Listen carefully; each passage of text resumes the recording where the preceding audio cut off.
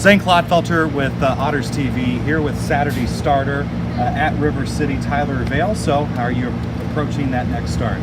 Just like any other start. I mean, just trying to stick to my routine, which running and weightlifting and stuff, and just can't wait to have fun.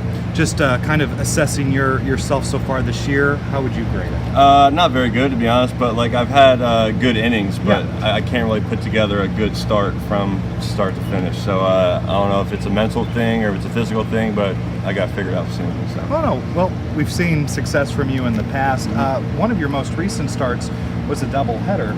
Had a rough first inning, but then really settled in and kept Evansville in the game. Yeah, after that first inning, I think I gave up 4 runs. I just tried to, all I thought about was just keep the team in the game, don't let it get out of hand. And I think then I gave up a run in the 6th, which I think it was 5-4 at that time. So like, even though it wasn't the best start, I just tried to keep the team in the game. But how difficult is that when you have a doubleheader? There's no really set time as opposed to a single game where you have a set time, then you can establish a routine. Yeah, because I love being in some sort of routine, and that was kind of threw me off because I came during the start of the first game and I'm just sitting around in the AC in the clubhouse and I don't really know what to do with myself. So I was just warming up. Felt kind of weird. I was still a little groggy, but once I got into the game, I was all right.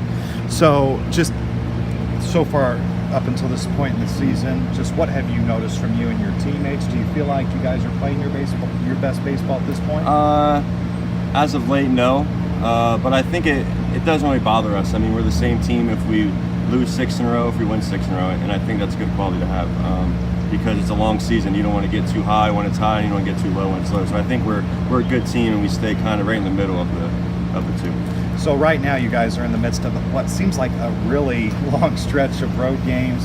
After the series against River City, you guys are heading to Schaumburg before you come back here. Is it kind of wearing on you to be on the road so much this early in the season? I mean, it's not ideal because I love playing at home. I know I'm probably speaking for all the guys on the team, but it's also good to get those long road trips out of the way early, like the River City trip, the Schaumburg, Joliet. So, I mean, it's a good and bad thing.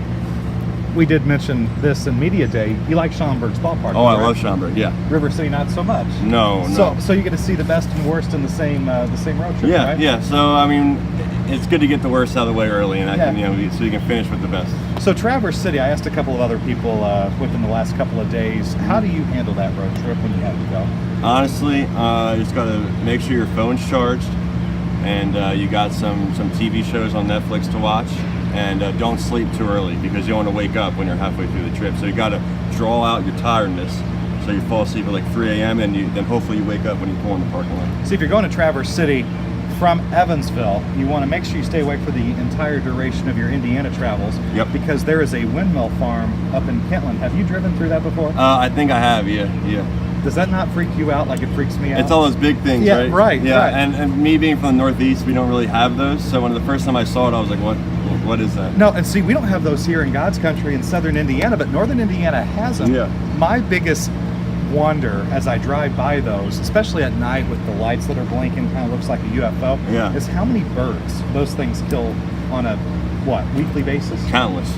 Yeah, countless. Countless of birds. Yes, yeah. So stay awake for that, to see if you can see any birds, and then fall asleep in Michigan. So far this year, is there any big moment that stands out for you that you've seen of your teammates or yourself? Actually, last night when Travis hit the grand slam, I think that was probably the best moment of the year so far. I mean, because we were struggling, as we know, and that was a big hit that we needed. That the team as a whole needed that. I know you're in affiliated ball last year, but I was telling somebody in the dugout during batting practice, it reminded me of Dane Phillips last year. Right around the same time of the year, Evansville was at risk of getting swept at home by Windy City, and Dane Phillips hit a grand slam in the 7th. Oh, when they were down, when Evansville was down 3-0, 143, something like that. So yeah, Dane's a great guy. No, we miss him a lot. Yeah. But Tyler Vail getting the start on Saturday in O'Fallon. I'm Zane Clodfelter with Otters TV.